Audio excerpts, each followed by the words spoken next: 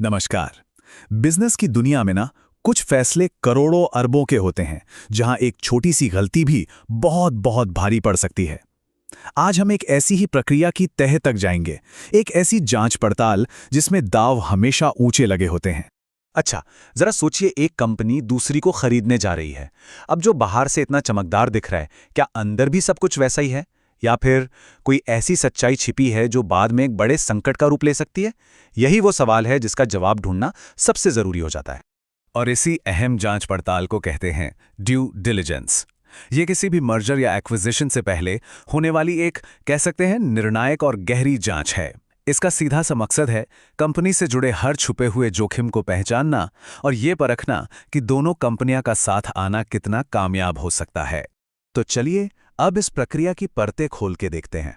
देखिए, ये समझना बहुत जरूरी है कि ड्यू डिलिजेंस सिर्फ कुछ कागजों पर टिक मार्क करना नहीं है। बिल्कुल नहीं। ये तो किसी बिजनेस की असली हकीकत को उजागर करने का एक सफर है। इसका अंतिम लक्ष्य वो एकदम साफ है। शक और अनिश्चितता की धुंध को हटाकर एक ठोस फैसले पर पहुंचना। क्या इस सौदे को आगे बढ़ाना चाहिए या फिर यहीं रुक जाना चाहिए? ये गो या नो गो का फैसला पूरी तरह से इसी जांच पर टिका होता है। किसी भी जांच की शुरुआत सबसे ठोस सबूत से होती है, और वो है पैसा। तो चलिए पैसों के निशान का पीछा करते हैं और कंपनी की वित्तीय जांच पड़ताल को जरा समझते हैं। एक जांचकर्ता के लिए ना, ये दस्तावेज किसी खजाने के नक्शे से कम नहीं होते। ऑडिट की हुई फाइनेंशियल स्टेटमेंट्स ये कंपनी के पिछले प्रदर्शन का एक पक्का रिकॉर्ड देती हैं। रेवेन्यू ब्रेकडाउन से ये पता चलता है कि पैसा असल में आ कहां से रहा है। प्रॉफिट लॉस स्टेटमेंट साफ साफ बताता है कि कंपनी मुनाफे में है या नहीं। और सबसे जरूरी, कैश फ्लो स्टेटमेंट ये दिखाता है कि कंपनी के पास असल में कितना कैश आ जा रहा है, ना कि सिर्फ कागजी मुनाफा। अब इस चार्ट को जरा ध्यान से देखिए। ये एक दिलचस्प कहानी बताता है। यहां दिख रहा है कि कंपनी की ज्यादातर कमाई सिर्फ एक प्रोडक्ट पर टिकी है। इसे कहते हैं कॉन्सेंट्रेशन रिस्क, मतलब खतरे की घंटी। अगर बाजार में इस एक प्रोडक्ट की मांग में जरा भी बदलाव आता है तो कंपनी की आर्थिक स्थिरता बुरी तरह हिल सकती है। पैसों की जांच के बाद अब वक्त है कंपनी की नींव, यानी उसके कानूनी और ऑपरेशनल ढांचे को परखने का। चलिए देखते हैं कि ये बुनियाद असल में कितनी मजबूत है। यहां एक बहुत ही जरूरी फर्क समझना होगा। क्या कंपनी अपनी टेक्नोलॉजी और ब्रांड की असली मालिक है, या उसने सिर्फ दूसरों से इस्तेमाल करने का लाइसेंस ले रखा है? ये एक ऐसी दरार हो सकती है जो बाहर से तो नहीं दिखती, लेकिन बुनियाद को अंदर से खोखला कर सकती है। कंपनी की कानूनी सेहत की जांच बड़े मेथोडिकल तरीके से होती है, जिसमें कोई भी चूक नहीं होनी चाहिए। ये कंपनी की जन्मपत्री, मतलब उसके रजिस्ट्रेशन के दस्तावेजों से शुरू होती है। फिर जरूरी कॉन्ट्रैक्ट्स को खंगाला जाता है ताकि कोई छिपी हुई देनदारी सामने आ सके। ये भी जांचा जाता है कि कहीं कोई केस तो नहीं चल रहा जो भविष्य में महंगा पड़ सकता है। और आखिर में ये पक्का किया जाता है कि कंपनी सभी सरकारी नियमों का पालन कर रही है या नहीं। ये टेबल एक बेहतरीन उदाहरण है कि ऑपरेशनल जांच में क्या सामने आता है, अच्छा और बुरा दोनों। यहां देखिए, सप्लाई चेन एक बड़ी ताकत है जो लागत और समय दोनों बचाती है।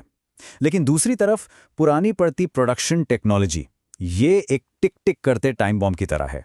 इसका मतलब है भविष्य में भारी निवेश और रुकावटें। यहां मकसद बस यही है कि छुपे हुए खर्चों और मौकों को समझा जा सके। चलिए अब जांच का दायरा कंपनी की चार दीवारी से बाहर ले जाते हैं और ये समझते हैं कि बाजार में इसकी क्या हैसियत है और वो कौन लोग हैं जो इस कंपनी को असल में चलाते हैं। ये बार चार्ट बाजार में कंपनी की स्थिति की एक साफ तस्वीर पेश कर रहा है।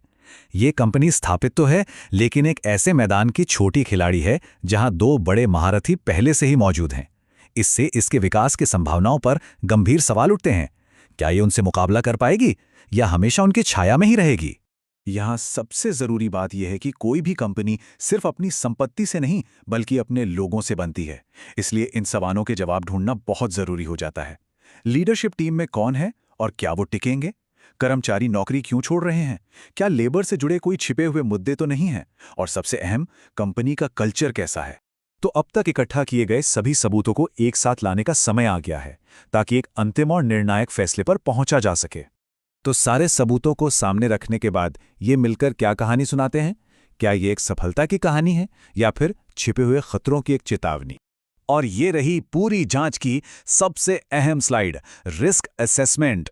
ये सब कुछ एक जगह समेट देती है, खास तौर पर हाई रिस्क वाली कैटेगरी पर गौर कीजिए। कुछ ही ग्राहकों पर बहुत ज्यादा निर्भरता और बेहद पुरानी टेक्नोलॉजी, ये वो मुद्दे हैं जो पूरी डील को डुबो सकते हैं। और इसी रिस्क असेसमेंट के आधार पर अंतिम सिफारिश की जाती है।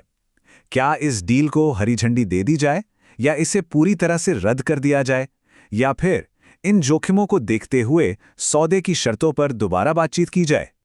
और अंत में सब कुछ इस एक बड़े सवाल पर आकर टिक जाता है, क्या ये ड्यू डिलिजेंस इस बात की पुष्टि करता है कि टारगेट कंपनी रणनीतिक, वित्तीय और ऑपरेशनल तौर पर खरीदने वाली कंपनी के विकास के लक्ष्यों के साथ मेल खाती है?